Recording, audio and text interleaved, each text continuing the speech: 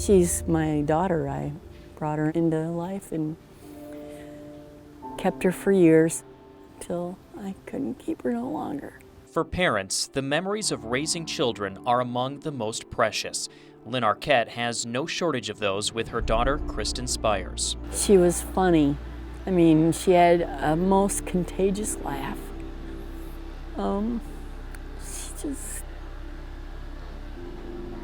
She always giggly. Everything was funny. That's my girl. Sometimes she can look serious, but then all of a sudden you look at her, she's laughing, cracking up. Yeah, that's my girl. In May of 2010, Spires was at a party on Woodward Avenue in Big Rapids. It was the last time anyone says they saw her alive. Casey Nemeth and Brian Miller were two of the original investigators who worked Kristin's disappearance. They're now the sheriff and undersheriff of Mecosta County. Once the names came out of the people that she was associated with or who brought her here to Big Rapids and where she was at, those names were familiar with us. With our investigations into multiple other things. And that was suspicious right off the bat. And just the fact that everybody that we were talking to basically didn't want to talk. Like they said, yes, I seen her, but then they're with this person. They passed the buck quite a bit. And that didn't leave Nemeth or Miller with many leads to chase down. There was a lot of hearsay, a lot of assumptions. I think this may have happened, or I heard that this could have been a factor, but nothing specific in nature or concrete that we could run with and do much with. Nearly a year would pass until investigators found Kristin's body in a remote part of Mecosta County. Then they found her in that state land. It took almost a year to find her.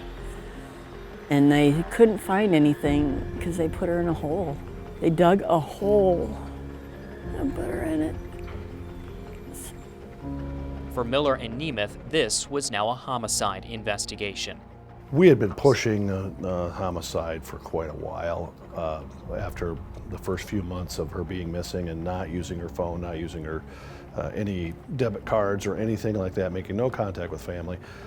As law enforcement, we instantly push or lean towards foul play. Charges were eventually filed in Kristin's death, but later dropped after prosecutors say one of the people charged lied. Still, Nemeth and Miller believe they're incredibly close to solving this case. A large group of people that we were dealing with through this investigation are no longer in the area.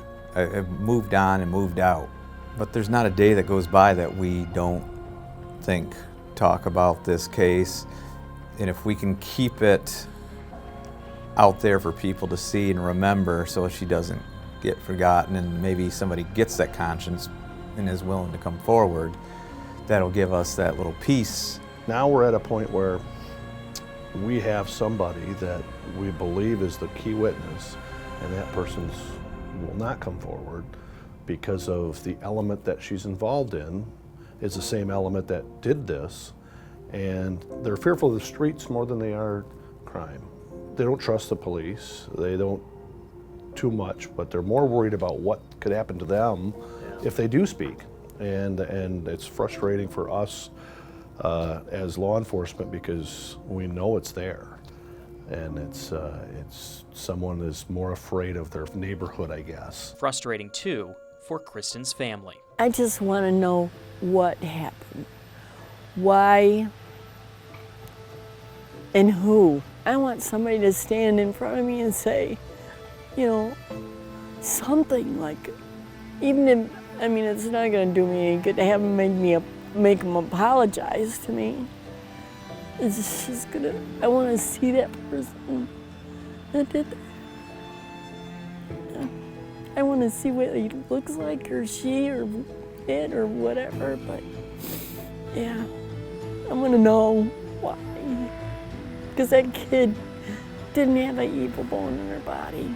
If you have any information about what happened to Kristin Spires, contact the Mecosta County Sheriff's Office. For Unsolved in Mecosta County, David Leiden, 9 and 10 News.